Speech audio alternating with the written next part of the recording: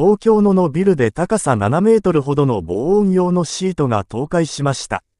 強風の影響とみられ、周辺では車の通行などが規制されています。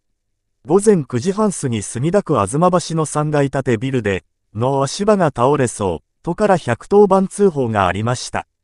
警視庁によりますとビルでは工事が行われていて、7メートルほどの高さの防音用のシートが倒壊したということです。これまでに怪我人は確認されていませんが、警視庁は倒壊の範囲が広がるがあるとして周辺の車の通行などを規制しています。都内では午前中から瞬間的に20メートルを超える風が吹いていて、強風注意報が発表されています。